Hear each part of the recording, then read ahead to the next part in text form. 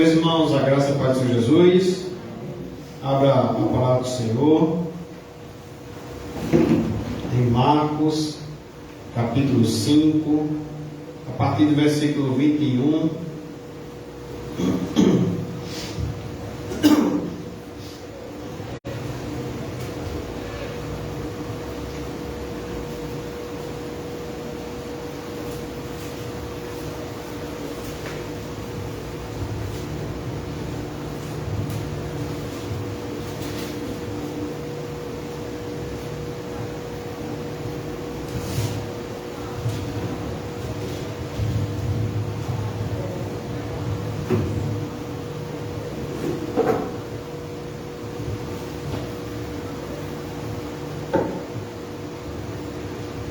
Marcos capítulo 5, a partir do versículo 21, dando continuidade na nossa exposição no livro de Marcos. Amém?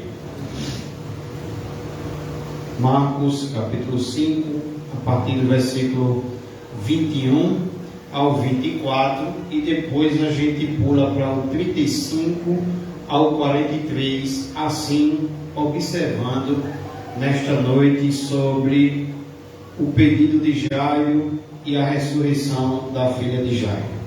Então diz assim a palavra do Senhor: tendo Jesus voltado no barco para o outro lado, afluiu para ele grande multidão, e ele estava junto do mar. Eis que se chegou a ele um dos principais da sinagoga, chamado Jairo, e vendo-o, prostrou-se a seus pés. Insistentemente lhe suplicou: minha filhinha está à morte. Vem, impõe as mãos sobre ela, para que seja salva e viverá.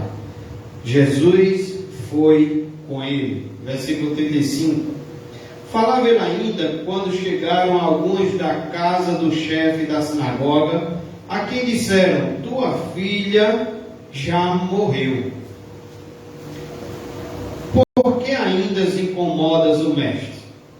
Mas Jesus, sem acudir a tais palavras, disse ao chefe da sinagoga: não temas, crê somente.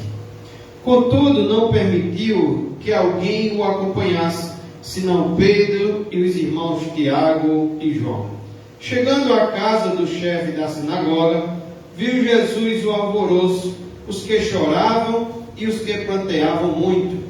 Ao entrar, lhes disse: por que estáis em alvoroço e chorais? A criança não está morta, mas dorme. E riam-se dele. Tendo ele, porém, mandado sair a todos, tomou o pai e a mãe da criança e os que vieram com ele, e entrou onde ela estava. Tomando-a pela mão, disse: Talitá cumi, que quer dizer: menina, eu te mando, levanta-te. Imediatamente a menina se levantou e pôs-se a andar, pois tinha 12 anos. Então ficaram todos sobremaneira admirados. Mas Jesus ordenou-lhe expressamente que ninguém o soubesse e mandou que dessem de comer a menina. Oremos mais uma vez. Pai querido, já te louvamos, ó Senhor, já pedimos perdão pelos nossos pecados. Estamos também, Senhor, diante da Tua Palavra e diante da Santa Ceia do Senhor. Senhor, te pedimos também pelos irmãos que, quem sabe, por alguma enfermidade não estão aqui, Senhor. Ou quem sabe, Senhor, por uma falta de sabedoria, Pai. Tem misericórdia de cada um de nós. Nos ajuda nessa ministração. Alcança-nos nessa noite conforme a Tua vontade, seja ela nos edificar, seja ela nos exortar, nos repreender, seja ela aumentar a nossa fé, seja ela, Senhor, qual for a Tua vontade. O Senhor nos abençoe, o Senhor ilumine nossa mente e o Senhor faça arder o nosso coração ao ouvir a Tua voz, a Tua palavra. Assim já te oramos, já te pedimos, no nome de Jesus. Amém. Meus irmãos, o tema da nossa mensagem é sobre Jesus, a esperança dos desesperançados. Jesus, a esperança dos desesperançados. E todo o contexto desse texto aqui, meus irmãos, dessa noite, mostra que Jesus é a esperança de quem está desesperado. Jesus é a esperança dos desesperançados. O impossível pode acontecer. O texto vai nos mostrar nessa noite que quando Jesus intervém, o impossível pode acontecer. Observamos já alguns textos antes, por exemplo, quando ele acalmou o mar e fez cessar o vento. Quando os discípulos estavam quase a perecer, seus barcos estavam quase a naufragar, o Senhor acalmou a tempestade e acalmou seus discípulos. Já vimos também em alguns versículos anteriores que ele libertou um homem que era enjeitado pela família e pela sociedade, porque esse homem estava possesso de uma legião de demônios, e Jesus transforma esse homem num grande missionário. Já vimos também no sermão anterior que ele curou uma mulher hemorrágica, depois que todos os recursos dessa mulher se esgotaram. Agora, meus irmãos, Jesus ressuscita a filha de Jairo, sua única filha, a filha de um líder religioso, mostrando que ele também tem poder sobre a morte. Jesus tem mostrado aqui para nós que ele acalma a tempestade, porque ele tem poder sobre a natureza. Ele liberta o endemoniado gadareno, porque ele tem poder sobre os demônios. Jesus mostra que ele tem poder sobre todo tipo de enfermidade, quando cura também a mulher hemorrágica. Jesus mostra também que ele tem poder até sobre a morte. Amém? E dito estas coisas, esse texto de hoje nos traz a primeira lição, é que Jairo vai a Jesus levando sua causa desesperadora.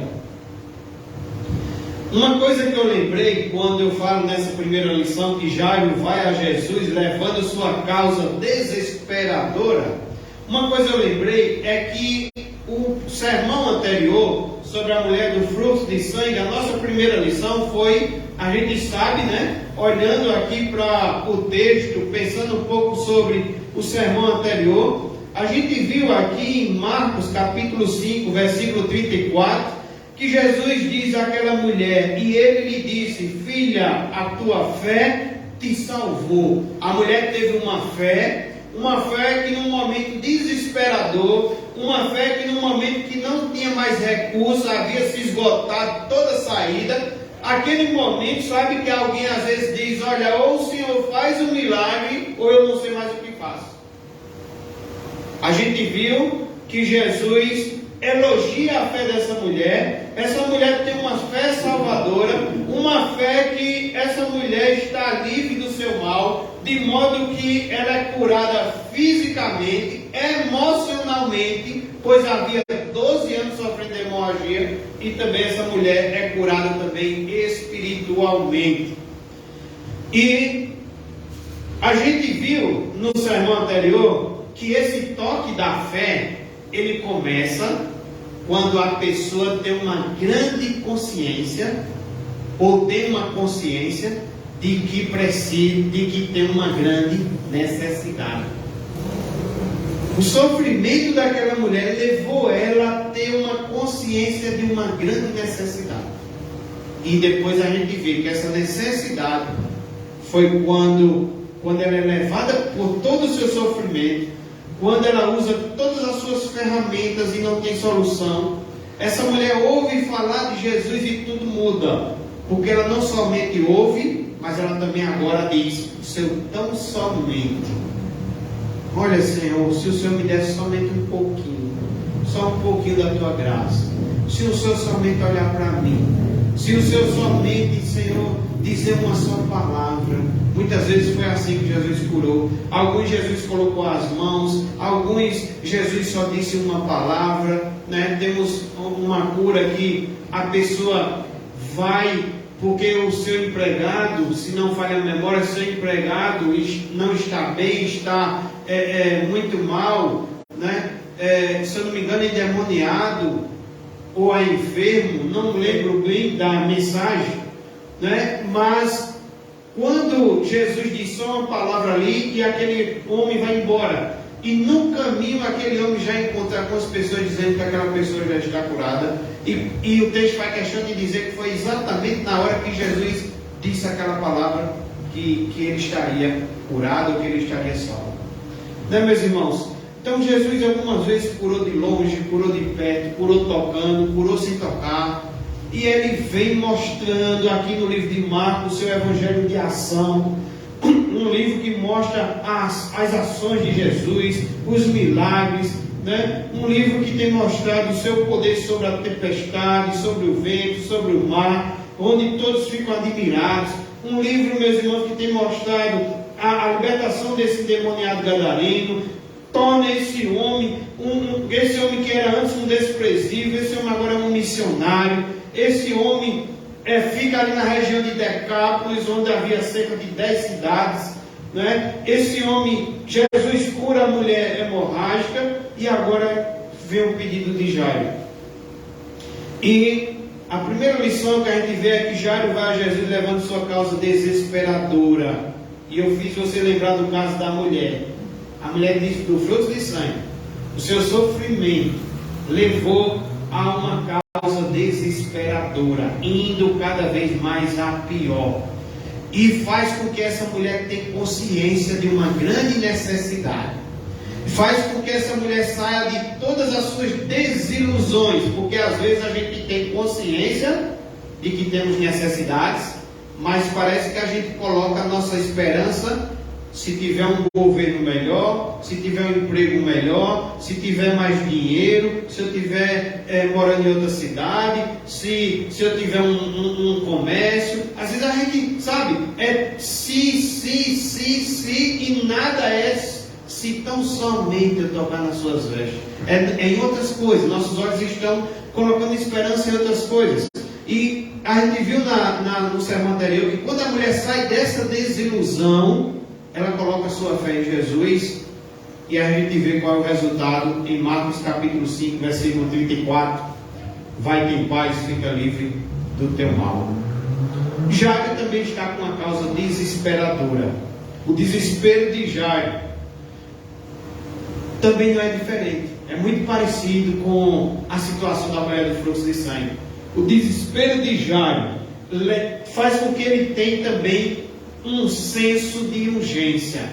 E esse senso de urgência é de ir a Jesus. Versículo 35. Falava ele ainda, quando chegaram alguns da casa do chefe da sinagoga, a quem disseram: tua filha já morreu.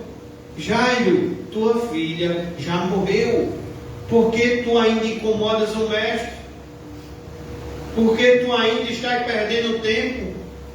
Por que tu ainda estás acreditando? Por que tu ainda estás querendo colocar esperança?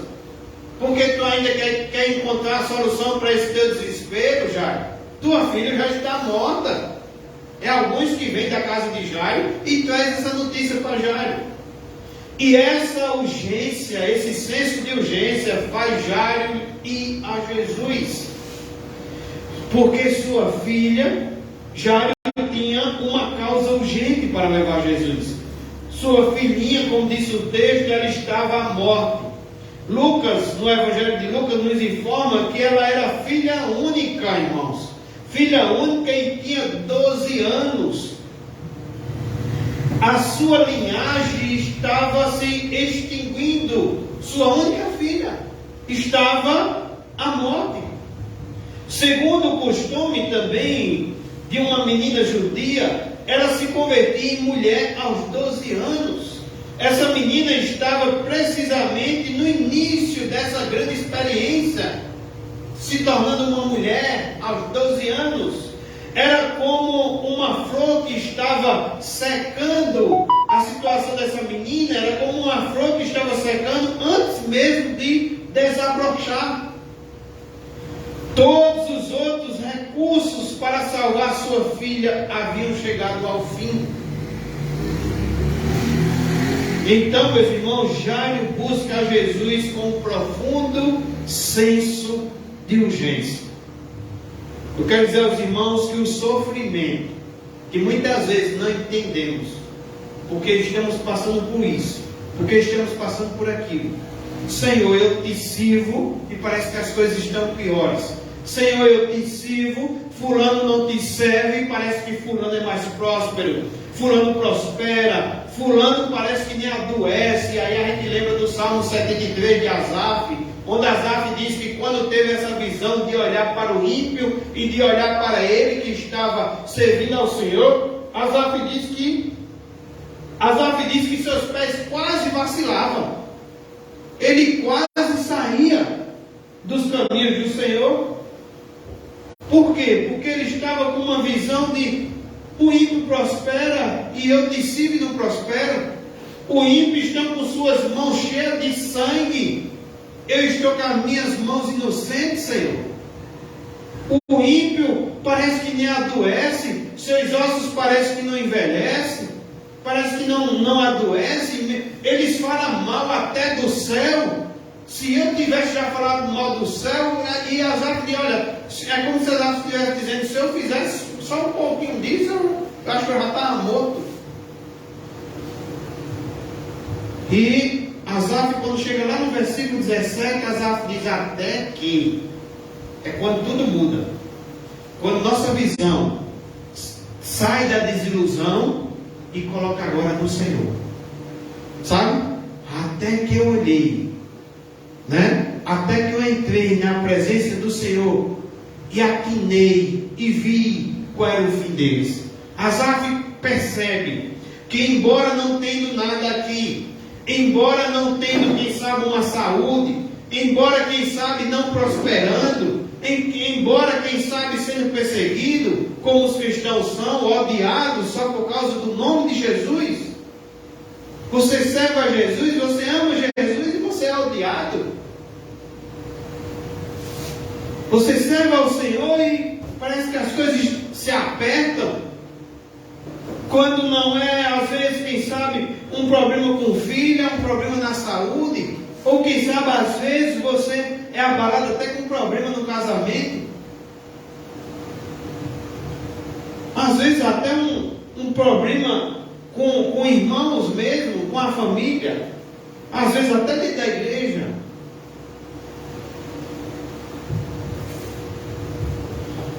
E às vezes a gente, por quê? Mas a gente observa, olhando para a mulher do fluxo de sangue, olhando para o que aconteceu com aquele endemoniado gadareno, olhando para o que aconteceu com os discípulos, depois que estão todos admirados, ao ver que aquele mestre, aquele Jesus, que parecia estar muito calado, parecia não estar preocupado, estava só dormindo no barco, né? Parecia não se preocupar com a situação, parecia não me ouvir, parecia que ia deixar eu morrer. Quando a gente olha para essas situações, se olhar, por exemplo, para a tempestade, depois que Jesus faz o milagre, depois que Jesus mostra quem Ele é, eles estão todos admirados. Quem é esse? Hoje a gente estava ali na construção fazendo algum serviço e eu coloquei a caixa de som e estava justamente passando uma pregação de Hernandes Lopes aqui em Marcos também, e Hernandes Lopes tratava a tempestade, tratava sobre a filha de Jairo, tratava sobre a mulher do fluxo de sangue, todos esses assuntos. E Hernandes Lopes dizia: quem é esse? E eu olhava para Real Deus e eu dizia: quem é esse, Real Deus?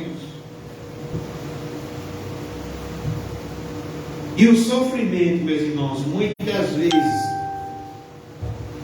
é um caminho que está sendo aberto para nos aproximarmos de Deus.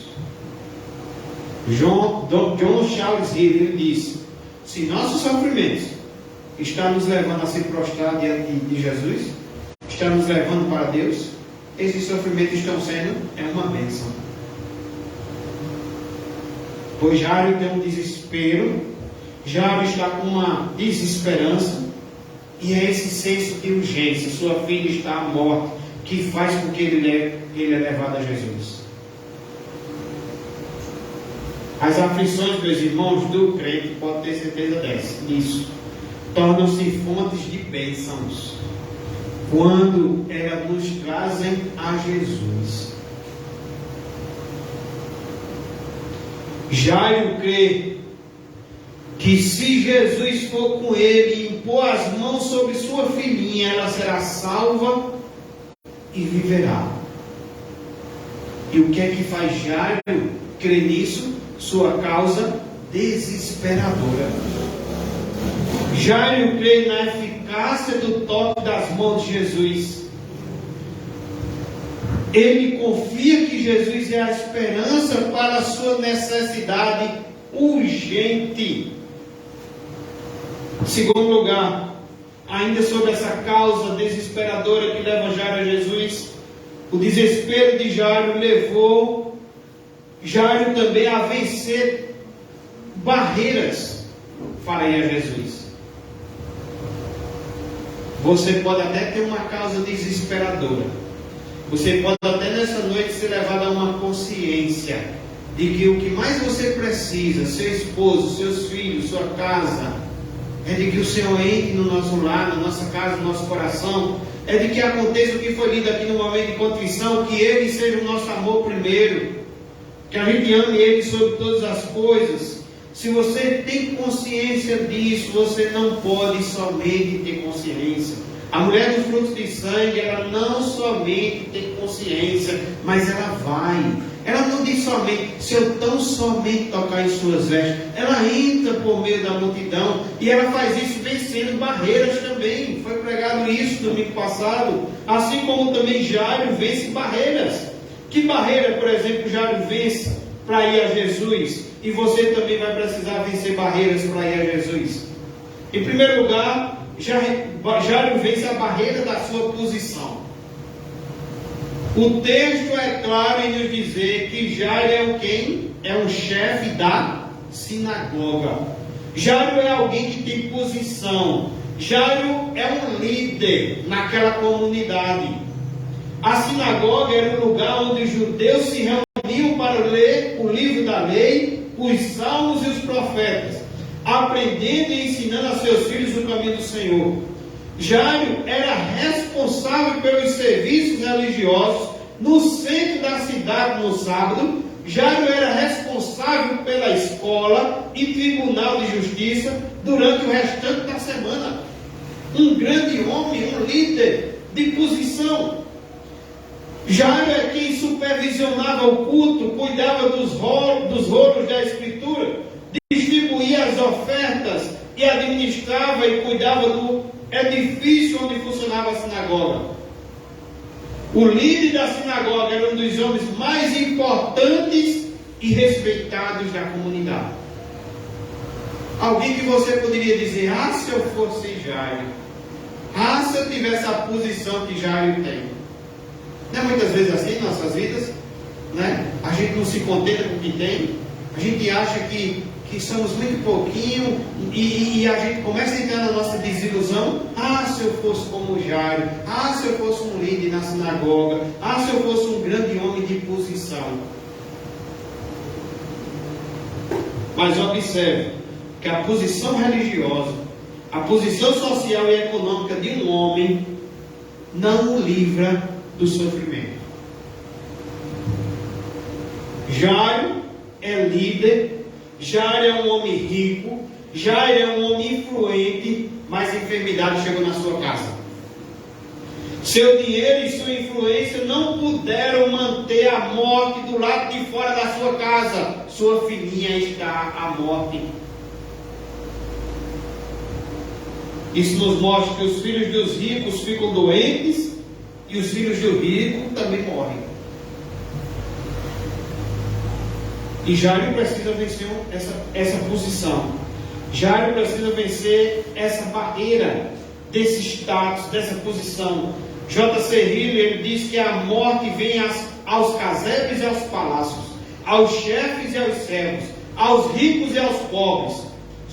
E ele diz, somente no céu a doença e a morte não podem entrar. Consciente, meus irmãos, da dramática realidade que estava vivendo, Jairo despojou-se de seu status e prostrou-se aos pés de Jesus, pois ele era suficiente, Jesus era suficientemente grande para ajudá-lo. E Jairo tem a consciência de que precisa vencer barreiras, e Jairo vai a Jesus, vencendo a sua posição, o seu status. Jairo vence, quem sabe, o orgulho. Quem sabe um homem que tem uma grande posição, um grande nível na comunidade. Quem sabe é um homem se sente muito poderoso. Confia muito na força do seu braço. Confia muito no seu dinheiro. Confia muito no seu conhecimento. E me vem à memória o que o presbítero Ismael orava aqui no momento de contrição.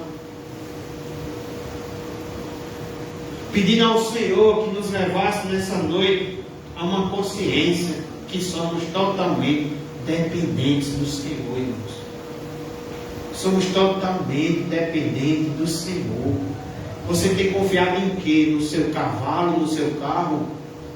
O Salmo diz: uns confiam em carro, uns confiam em cavalo. Nós confiamos no Senhor. A Bíblia diz: deitamos, dormimos e acordamos, porque Ele nos sustentou. A Bíblia diz, Jesus disse: sem mim nada podeis fazer. Eu convido você nessa noite a sair de qualquer desilusão. Desilusão que tem levado somente a fracassos. Desilusão que tem levado somente a decepções. É isso que fala as desilusões. A mulher do fluxo de sangue só ia ao fracasso. Sua alma saía do seu corpo cada dia mais. Sua alma estava se esvaziando do seu corpo. A mulher estava morrendo. O dinheiro não ajudou. Os médicos não puderam ajudar. Gastando tudo que tinham. O texto ainda diz: indo contudo a pior. Nós confiamos às vezes, irmãos. Às vezes somos orgulhosos. Por isso que é preciso todo dia pedirmos perdão dos nossos pecados ao Senhor. Ô pastor, porque o culto tem um momento de condição para você pedir perdão pelos seus pecados. E você deveria pedir todos os dias, eu e você. Até pelos pecados ocultos, que às vezes nem sabemos que pecados são. Às vezes os irmãos estão vendo qual é o pecado que a gente tem e a gente não está enxergando. Às vezes o pastor está vendo e a gente não está enxergando. E às vezes a gente tem pecados que só o Senhor conhece. Lembra do salmista? Vê se há em mim, Senhor, um caminho errado, um caminho perverso, e me conduz no caminho eterno. Ele disse: vê se há em mim. Ele não sabe. O Senhor que sonda, o Senhor que me viu no ventre da minha mãe, quando a substância ainda era informe. O Senhor que para onde eu for não tem como fugir. Lá tu estás. É só ler o Salmo 139. Vê se há em mim, Senhor. O Senhor que sonda e conhece o meu coração. Vê se há em mim um caminho perverso e me conduz no caminho eterno. Já é um homem que ele poderia ser um homem de muito orgulho no seu coração. Um homem de muita posição na sociedade. Um líder religioso. Um homem que poderia ter também muito conhecimento. Um homem que poderia ter um certo tipo de poder sobre os demais. Mas esse homem, ele vence todas as barreiras. Ele sabe que suas ferramentas não é suficiente. Sua causa é desesperadora. E só Jesus é quem pode socorrer.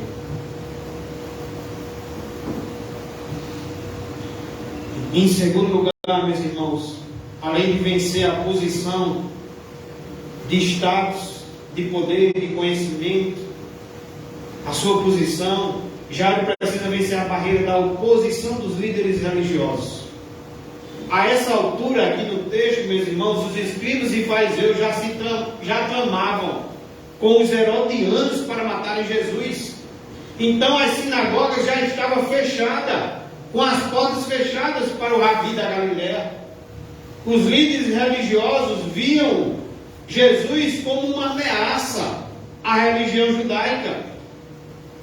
Jairo precisou romper com o medo da crítica, ou mesmo da retaliação dos maiores líderes religiosos da nação. Mas sua causa, ele tem consciência de uma grande necessidade. Sua causa é desesperadora. E o texto nos mostra a quem você deve ir. Tendo Jesus voltado no barco para o outro lado, afluiu para ele grande multidão. E ele estava junto do mar. Eis que se chegou a ele um dos principais da sinagoga, chamado Jairo. E vendo, quando Jairo viu Jesus, prostrou-se aos seus pés.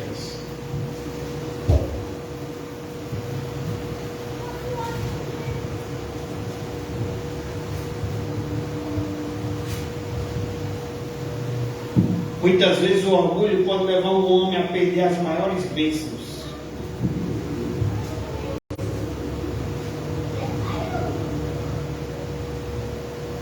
E Jairo vence a barreira da sua posição, a barreira dos líderes religiosos, de ser criticado, de ser perseguido. E Jairo sabe que o melhor é Jesus, é ir aos pés de Jesus.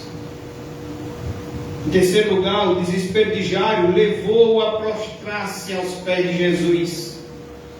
E aqui podemos observar que Jairo se humilhou diante de Jesus. Ele se prostrou.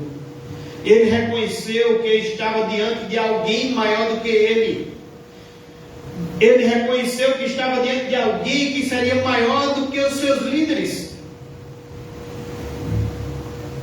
Ele reconheceu que estava diante de alguém que é maior do que a sinagoga. Ele reconheceu o poder de Jesus. Ele se prostrou-se e nada exigiu. Então ele pede com humildade. Então Jairo se humilhou diante de Jesus. Ele se curvou e não expôs seus predicados, nem tentou tirar proveito da sua condição social ou posição religiosa. Na presença de Jesus não há espaço para vaidades. John Henry Barney, ele diz que não há lugar na terra. Preste bastante atenção. Se Jairo estava numa posição em cima do cavalo, aquele homem cai do cavalo. Se Paulo estava em cima do cavalo, Paulo também cai do cavalo quando vê Jesus. E John Henry Barney, ele diz que não há lugar na terra mais alto do que aos pés de Jesus, irmãos. Não há lugar mais alto. Você quer um lugar alto? Você quer uma posição, um status? Não há lugar mais alto do que está aos pés de Jesus. Aqueles que caem aos seus pés, um dia estarão à sua destra.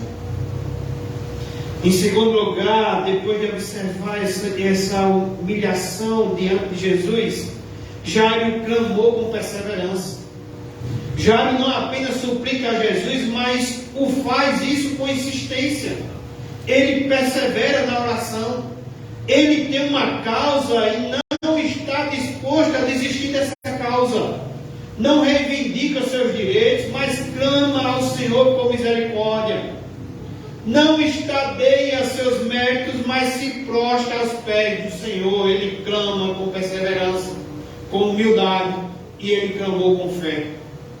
Não há nenhuma dúvida no pedido de Jairo. O Senhor disse que a gente deve pedir sem duvidar. Não há nenhuma dúvida no pedido de Jairo. Ele crê que Jesus tem poder para levantar sua filha do leito, não é do leito do hospital, é do leito da morte.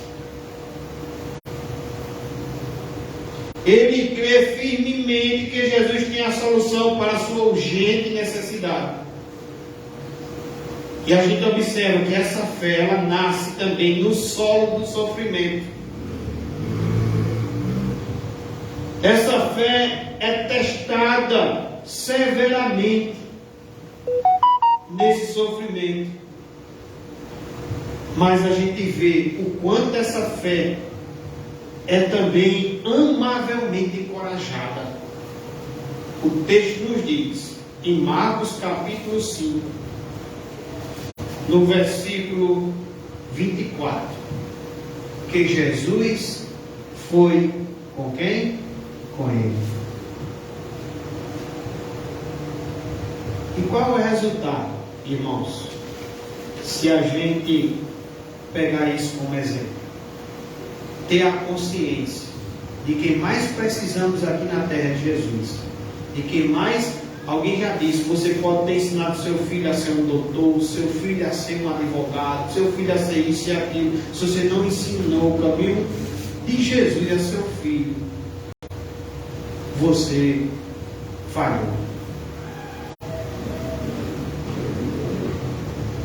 Alguém já disse, se você está buscando a felicidade no seu casamento, você será o próximo divorciado, porque você está buscando aquilo que encontra em Jesus. Quando ele diz lá em João capítulo 15, que o Pai é o agricultor, ele é a videira e nós somos os ramos, e ele vai dizer que sem ele nada podemos fazer. Ele vai dizer que se a gente estiver ligado nele, ele estará ligado em nós, nós teremos vida, nós seremos podados, e muitas vezes essa podagem é o sofrimento que ele permite passarmos, é as aprovações, é o teste da fé que ele permite que a gente passe, para a nossa fé ser testada, mas somos podados, irmãos, e podado não é cortado e lançado fora, podado é para que dê fruto.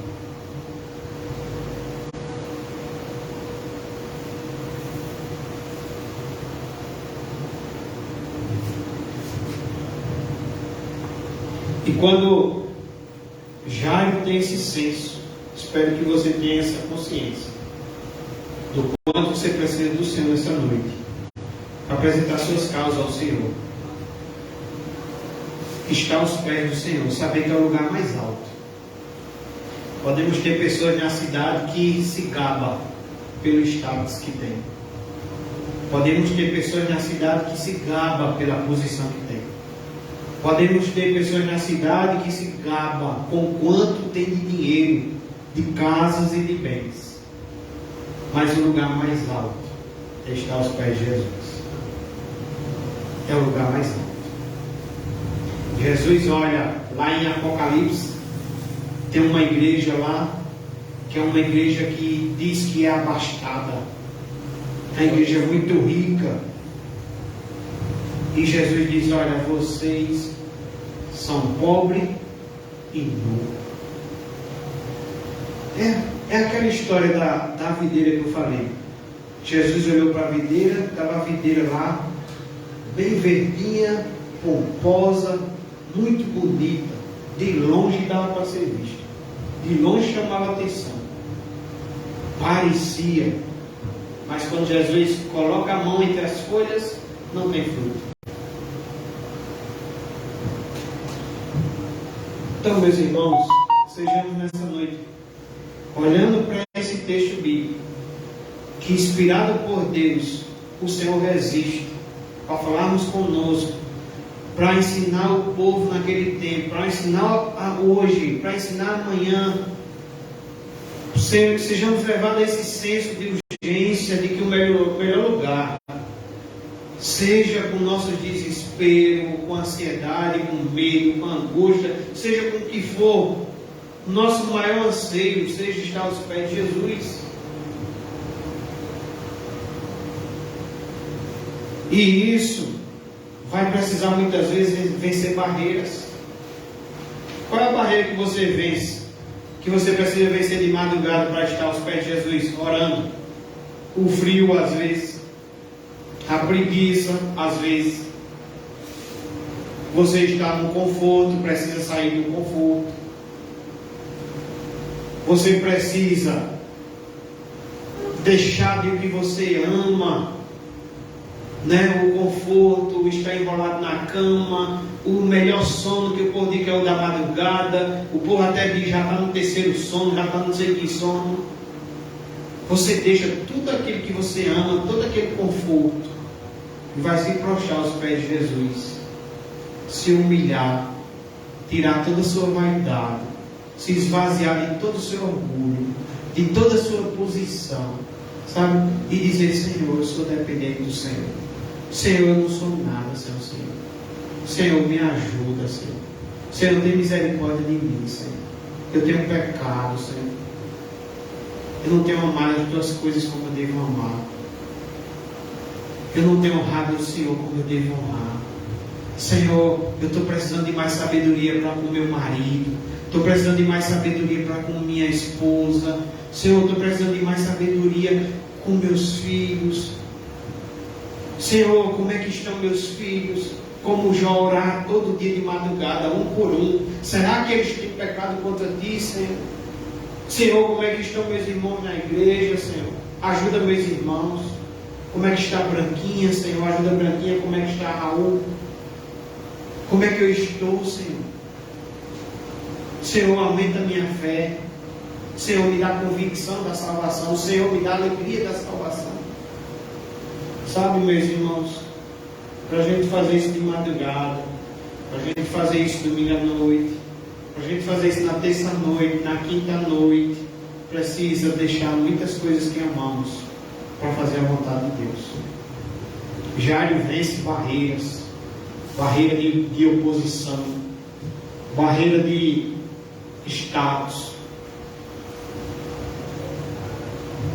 Mas Jairo entende que o lugar mais alto é estar aos pés do Senhor. Em segundo lugar, meus irmãos, Jesus vai com Jairo levando esperança para o seu desespero. É esse o resultado. Se a gente for imitar Jairo, não é obrigado a imitar Jairo se meu filho estiver à beira da morte, não. Podemos tirar muitas lições. Jairo ora com humildade, se humilha. Ele se reconhece que sem o Senhor não é nada, que só o Senhor para salvar sua filha. Jairo faz isso com perseverança. Jairo faz isso com fé. Ele não faz isso duvidando. Isso é em várias áreas das nossas vidas. Podemos pegar como exemplo e exercer isso. E o que é que vai acontecer? Qual é o resultado? O texto diz que Jesus foi com ele. E o que é que acontece quando Jesus vai com ele? Em primeiro lugar, o que é que acontece?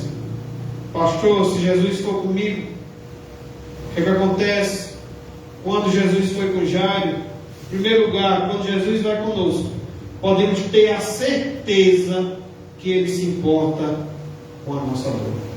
Amém? Meus irmãos, se humilhe na presença do Senhor e você vai ver o quanto o Senhor vai estar contigo. Jesus sempre se importa com as pessoas. Se lembrarmos de alguns sermões anteriores, Jesus vai do outro lado da margem, passando por uma viagem de um mar revolto, à região de Gadara, para libertar um homem louco e possesso. Olha quanto vale uma vida para Jesus. Olha quanto Jesus se importa conosco quando a gente se humilha diante dele, quando a gente se prostra aos seus pés, quando a gente clama com perseverança, quando a gente clama com fé, quando a gente se esvazia de nós mesmos, de nosso orgulho, de posição, quando a gente desce do cavalo, irmãos. Às vezes estamos muito em cima do cavalo, precisamos cair um pouquinho do cavalo.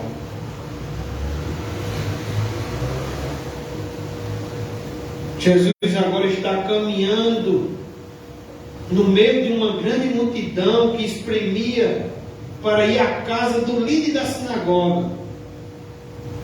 E o que a gente ainda observa é que no meio do caminho ele para conversar com uma mulher anônima, uma mulher que não tem nome, para libertar essa mulher do seu mal, a mulher do fluxo de sangue.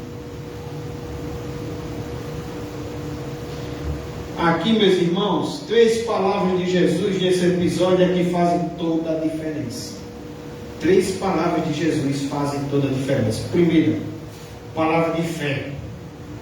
Olhe para Marcos capítulo 5, versículo 36. Mas Jesus, versículo 35, ele ainda, quando chegaram alguns da casa do chefe da sinagoga, falava ele ainda, no versículo 35, perdão, vou ler novamente, falava ele ainda, quando chegaram alguns da casa do chefe da sinagoga, aqui disseram, tua filha já morreu, porque ainda incomoda o mestre. Versículo 36, mas Jesus, sem acudir a tais palavras, disse ao chefe da sinagoga, qual é as palavras? Não temas, crê somente.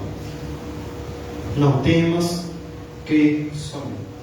Uma palavra de fé que faz toda a diferença e que vem de Jesus. Não temas, crê somente. O que é que você está passando nessa noite?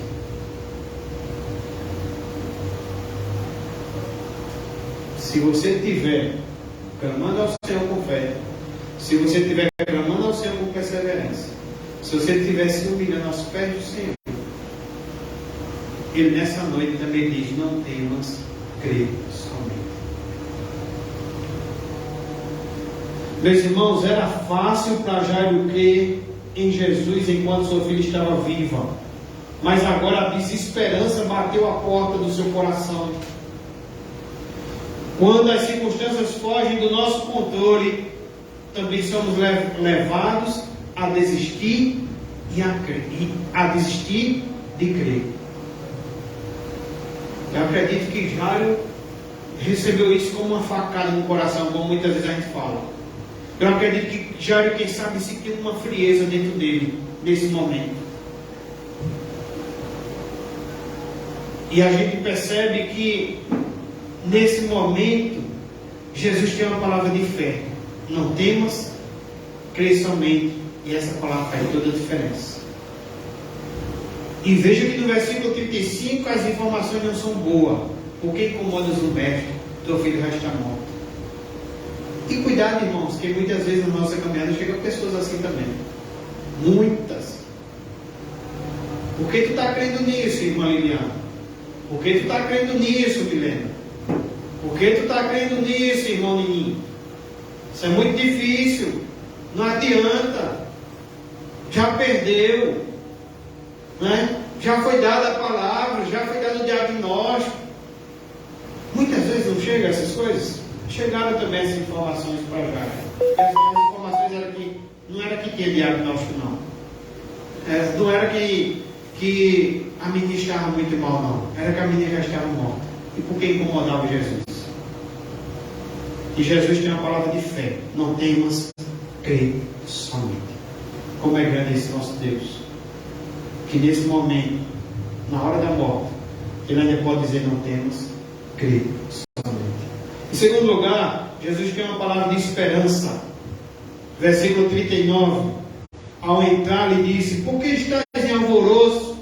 Jesus olha para o povo, vê o povo em alvoroço e diz, por que vocês estão em alvoroço?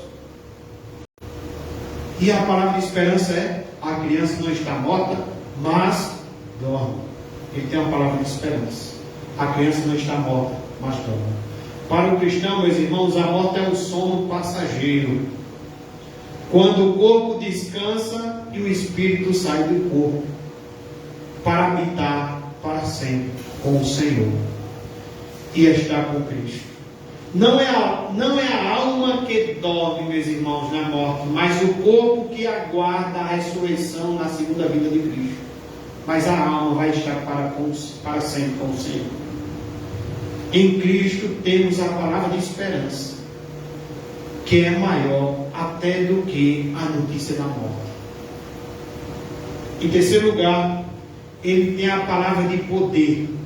Menina, versículo 41, menina, eu te mando, levanta-te. Toda descrença e dúvida foram vencidas pela palavra de poder de Jesus. A menina levantou-se não apenas da morte, mas também da sua enfermidade. Jesus tem uma palavra de fé, de esperança e de poder para nós, que cremos no seu nome, que estamos aos seus pés, que clamamos com perseverança, que reconhecemos O quanto somos pequenos, necessitamos do Senhor. Em segundo lugar, quando Jesus vai conosco, os imprevistos humanos não podem frustrar os propósitos divinos. Meus irmãos, Jesus está indo para a casa de Jairo, mas tem um imprevisto. Jesus para atender a mulher do fluxo de sangue. É quando a gente diz: Senhor, parece que o Senhor está demorando. Senhor, o Senhor parece que já atendeu o pedido de fulano, não atendeu o meu. O Senhor está demorando. O Senhor está atrasado. E a demora de Jesus é pedagógica. Precisamos entender, meus irmãos, aqui, que Jairo, ele deve ter ficado aflito quando Jesus interrompeu a caminhada da sua casa para atender uma mulher anônima no meio da multidão. Jesus para com o chefe da sinagoga, com o líder da sinagoga, com um homem de grande status, com um homem que tem nome, para atender uma mulher anônima, uma mulher desprezível, por causa do seu fluxo de sangue, que era considerada impura. E o caso de Jairo, aos nossos olhos e aos olhos de Jairo, certamente requeria também urgência. Ele não podia esperar, mas Jesus não estava tratando aqui apenas da mulher. Quando Jesus para, quando acontece o imprevisto aqui, ele não está tratando apenas da mulher enferma, mas também está tratando com Jairo. É quando ele demora um pouco a nos responder, ele também está tratando comigo e com você. Senhor, por que esse sofrimento já passou? Senhor, por que o Senhor não já me atendeu? Senhor, por que algumas promessas ainda não se cumpriram? O Senhor está tratando. A sua demora é pedagógica. Algumas vezes parece que Jesus está atrasado. Na tempestade, os discípulos já tinham esgotado todos os seus recursos. Estavam sendo jogados de um lado para o outro por uma terrível tempestade. Mas quando a desesperança parecia vencer, Jesus apareceu na tempestade, no outro caso, andando sobre as águas, trazendo vitória para seus discípulos. Um outro exemplo, poderíamos citar que quando Jesus chegou à aldeia de Betânia, Lázaro já estava sepultado há 4 dias. Você acha que quem estava desejando a vida de Jesus não estava achando que ele estava demorando? Não achou também que não tinha mais jeito? Lázaro já estava sepultado há 4 dias. Marta pensou que Jesus estava atrasado, mas Jesus levantou Lázaro da sepultura. Nada, meus irmãos, apanha Jesus de surpresa. Quando Jesus vai conosco, se acontecer alguns imprevistos humanos, não pode frustrar os propósitos divinos. Os imprevistos dos homens não frustram os propósitos divinos. Os impossíveis dos homens, meus irmãos, são possíveis para Ele. Quando Ele parece estar atrasado, é porque está fazendo algo melhor e maior para nós. Ele leva, meus irmãos, esperança para o desesperançado. Em terceiro lugar, quando Jesus vai conosco, não precisamos temer mais más notícias. Versículo 36, vemos aí as más notícias. 35, foi informado que a menina já estava morta porque incomodava o mestre, seu filho já morreu, mas Jesus, sem acudir tais palavras. Jairo recebe um recado de sua casa: sua filha já morreu. Agora é tarde, não adianta mais incomodar o mestre. Na visão daqueles amigos, as esperanças haviam se esgotado. É como se eles pensassem: há esperança para os vivos, mas para os mortos não há esperança. É como se eles pensassem desse modo. A causa aqui parecia perdida. Jairo agora está atordoado e abatido. A última faísca, quem sabe, de esperança é arrancada aqui do coração de Jairo. O mundo, quem sabe, aqui desabou sobre a sua cabeça. Uma solidão imensa abraçou a sua alma, mas Jesus, o texto diz, sem acudir às palavras, a tais palavras daqueles mensageiros que vinham da casa do Jairo, Jesus não reconhece a palavra da morte como palavra final e apresenta a palavra da fé, dizendo: não temas, crê somente. Na hora que os nossos recursos acabam, Jesus nos encoraja a crer somente. As más notícias podem nos abalar, mas não abalam o nosso Senhor. Elas podem pôr um fim nos nossos recursos, mas não nos recursos de Jesus. Jesus disse para Marta: se creres, verás a glória de Deus. As nossas causas irremediáveis e perdidas têm soluções na mão de Jesus. A morte é o rei dos terrores, mas Jesus é mais poderoso do que a morte. A confiança na presença, na promessa e no poder de Jesus é a única resposta plausível para a nossa desesperança. Quando as coisas parecem totalmente perdidas, com Jesus elas ainda não estão perdidas. Se você lembrar da história lá do Monte Moriá, Deus providenciou um cordeiro para Abraão. Deus abriu o mar vermelho para o povo de Israel passar quando ele estava encurralado pelos egípcios. A palavra de Jesus ainda deve ecoar, meus irmãos, nessa noite em nossos ouvidos: não temas, crê somente. No meio da crise, a fé tem que sobrepor as emoções. C.S. Lewis diz que o grande inimigo da fé não é a razão, mas as nossas emoções. E tanto Marcos como Lucas falam do temor sentido por Jairo, porque há algo temível na morte. Ela nos infunde de pavor. E quando Jairo recebeu o recado da morte da sua filha, seu coração quase parou, seu rosto empalideceu, e Jesus viu a desesperança tomando conta do seu coração. Jesus então o encoraja a crer, pois a fé ignora os rumores de que a esperança morreu. Em quarto lugar, quando Jesus vai conosco, não precisamos nos impressionar com os sinais da morte. Versículo 39. Ao entrar lhes disse: por que estáis em alvoroço e chorais? A criança não está morta, mas dorme. Os que estão ali alimentando, aqueles que informaram Jairo e os próprios pais, sabem que a criança está morta. Os que estão ali lamentando, aqueles que informaram a Jairo e os próprios pais sabem que a criança está morta. Muitos dizem que a morte é o fim, mas a morte, do ponto de vista de Deus, não é permanente, não é o fim. É um sono para o qual há um despertar.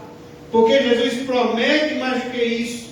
Embora a menina esteja morta, sua condição não é mais permanente do que o sono. Ele vai trazê-la de volta à vida. A frase "ela morreu" é uma palavra a qual Deus não se curva. Deus não é Deus de mortos e sim de vivos, porque para eles todos vivem. Nós olhamos para uma situação e dizemos: não tem jeito. Colocamos o selo da desesperança e dizemos: é impossível.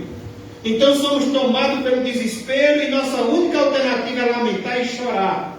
Mas Jesus olha para o mesmo quadro que olhamos e diz: é só mais um instante, isso é apenas passageiro, ainda não é o fim. Eu vou estancar suas lágrimas, vou aliviar sua dor, vou trazer vida nesse cenário de morte. Em quinto lugar, quando Jesus vai conosco, a morte não tem a última palavra. Versículo 40 ao 42. E riam-se dele. Tendo ele, porém, mandado sair a todos, tomou o pai e a mãe da criança e os que vieram com ele, entrou onde ela estava. Tomando-a pela mão, disse: Talita cumi, que quer dizer: menina, eu te mando, levanta-te. Imediatamente, depois dessa palavra de poder, meus irmãos, que Jairo não tinha, que eu não tenho, que status nenhum tenho, dinheiro nenhum tenho, posição nenhuma tenho. diante desse poder, diante dessa pessoa que é o nosso Senhor e Salvador Jesus Cristo, ele tem uma palavra de autoridade para essa menina. Menina, eu te mando. Eu te mando. Levanta-te. Imediatamente a menina se levantou e pôs-se a andar. Pois tinha 12 anos. Então ficaram todos sobremaneira, novamente. Agora diante da morte, a gente vê todos sobremaneira admirados. Os mensageiros que foram a Jairo e a multidão que estava em sua casa pensaram que a morte era o fim da linha, uma causa perdida, uma situação irremediável. Mas a morte também precisa bater em retirada diante da autoridade de Jesus. Os que estavam na casa riram de Jesus. Nada sabiam do Deus vivo, por isso riram. O riso da descrença. Mas Jesus entra na risada e a expulsa. Diante do coral da morte, meus irmãos, ergue-se o solo da ressurreição. Tomando-a pela mão, diz: Talita cumi, que quer dizer: menina, eu te mando, levanta-te. Imediatamente a menina se levantou e pôs-se a andar. Talita cumi, meus irmãos, era uma expressão em aramaico que a pequena menina podia entender, pois o aramaico era a sua língua nativa. Assim Jesus estava demonstrando demonstrando a ela não apenas seu poder, mas também sua simpatia e seu amor. Jesus não usou, é importante dizer isso aqui, Jesus não usou nenhum encantamento, nem palavra mágica. Jesus não usou nenhum encantamento, nem palavra mágica, nenhuma magia, nenhum encantamento. Meus irmãos, nossa igreja, graças a Deus, louvado seja o nome do Senhor, não tem nenhum encantamento para lhe oferecer nessa noite. Não temos nenhum ramo para lhe dar nesta noite, nenhum galho de arruda para lhe dar nesta noite, nenhum salmoço. Nós temos Jesus Cristo para lhe oferecer nesta noite. Jesus faz isso sem nenhum encantamento, sem nenhuma palavra mágica, sem nenhum sabonete ungido, sem nenhuma vassoura ungida, sem nenhum ramo, sem nenhum galho. Somente com sua palavra de autoridade, sem meios nem métodos, a morte se impõe. Diante de sua voz, diante da voz do onipotente Filho de Deus, a morte curva sua fonte altiva, dobra seus joelhos e prostra-se, vencida perante o Criador do Universo. Para Jesus, meus irmãos, não tem causa perdida. Ele dá vista aos cegos, levanta os paralíticos, purifica os leprosos, liberta os possessos, ressuscita os mortos, quebra as cadeias dos cativos e levanta os que estão caídos. Hoje Ele dá vida aos que estão mortos em seus delitos e pecados. Ele arranca os escravos do diabo, das trevas, e faz deles embaixadores da vida. Ele arranca um ébrio, um drogado, um criminoso do porão de uma cadeia e faz deles um arauto do céu. Ele apanha uma vida na lama da imoralidade e faz delas um facho de luz. Ele apanha uma família quebrada e faz dela um jardim engrinaldado e perfumado de singeleza e alegria. Para ele não há causa perdida. Em outro lugar, quando Jesus vai conosco, o choro da morte é transformado na alegria da vida. Versículo 42. Imediatamente a menina se levantou e pôs-se a andar. O choro da morte é transformado na alegria da vida. Aonde Jesus chega, entra a cura, a libertação e a vida. Onde Jesus intervém, o lamento e o desespero são estancados. Diante dele, tudo aquele que nos assusta precisa bater em retirada. A morte com seus horrores não pode mais ter a palavra final. A morte foi tragada, diz a palavra do Senhor, pela vitória. Na presença de Jesus há plenitude de alegria. Só Ele pode acalmar os vendavais da nossa alma, aquietar nosso coração e trazer-nos esperança no meio do desespero. Saiamos de qualquer desilusão e estejamos aos pés do Senhor, clamando com fé, com perseverança, e se humilhando aos pés do Senhor.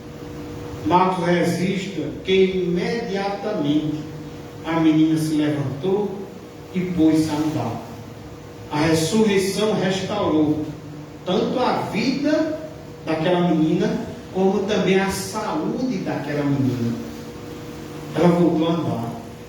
Nenhum resto de mal, nenhum vestígio de preocupação.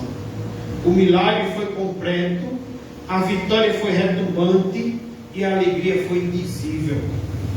Quero concluir dizendo aos irmãos que Jesus é a esperança dos desesperançados. E Ele mostrou isso para o homem que não podia ser subjugado, o endemoniado gadareno, para a mulher que não podia ser curada, a mulher de fluxo de sangue, para o pai que recebeu a informação de que não poderia mais ser ajudado, para Jairo, para a filha de Jairo. Coloque a sua causa também aos pés de Jesus, pois Ele ainda caminha conosco. Ele ainda caminha com você, comigo e com você, e tem todo o poder para transformar nosso cenário de desesperança em celebração de grande alegria.